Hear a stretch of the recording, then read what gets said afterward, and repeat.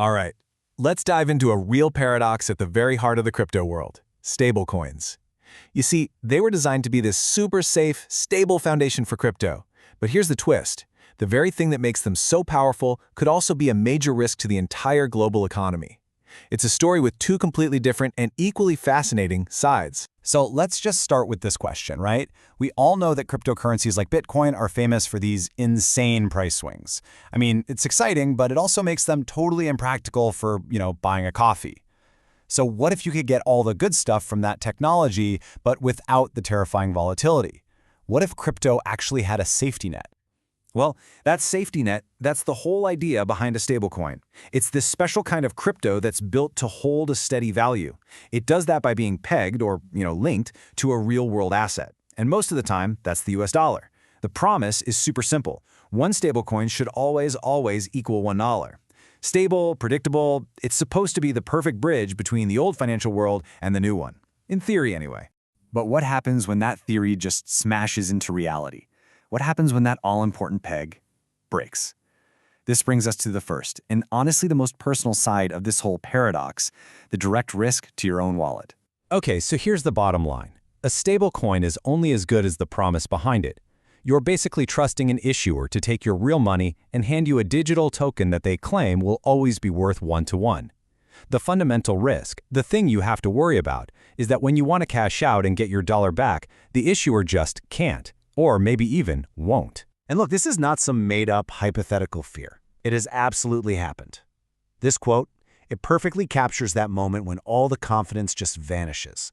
A wave of selling kicks off, the peg shatters, and the price just falls off a cliff. This is the exact playbook of what happened to a stablecoin called TerraUSD. The result was just, wow. In a single week, $45 billion of value was completely erased. Just gone. That number makes the whole abstract idea of risk feel terrifyingly real, doesn't it? It is a brutal reminder of how fast a digital dollar can become worth practically nothing. But here's the thing. Not all stablecoins are built the same, and that same chaotic week really proved it. TerraUSD, that was an algorithmic stablecoin. It was backed by computer code and another token. So when people started selling, the algorithm created this death spiral and the whole thing collapsed. Now contrast that with Tether, which is asset-backed, meaning it holds real assets. It wobbled too, for sure, dipping down to 94 cents, but, and this is key, it honored all redemptions. It proves that while there's always a risk, how a stablecoin is built can be the difference between a little wobble and a total wipeout. So you can see how this isn't just about a few people losing money. This stuff scales up, and it scales up fast. The big concern for governments and central banks is the potential for a stablecoin collapse to send massive shockwaves through the entire global financial system. When you talk to regulators, they're really watching three big things. First, illicit finance. The fear that these tokens can be used to move money around outside the normal system for things like money laundering. Second, banking instability. I mean, if stablecoins get popular enough, they could pull huge amounts of money out of traditional banks. And that leads to the third point. That could seriously weaken a central bank's ability to manage the economy using monetary policy. Okay, so that's the scary side, right? But this is where the paradox really starts to get interesting. Because for all those very real concerns, there's a flip side.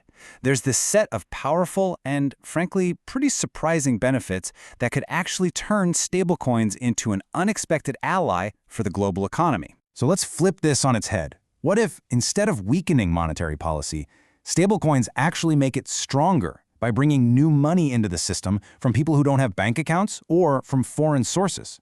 And get this, what if their need to hold reserves created this huge new customer for government debt?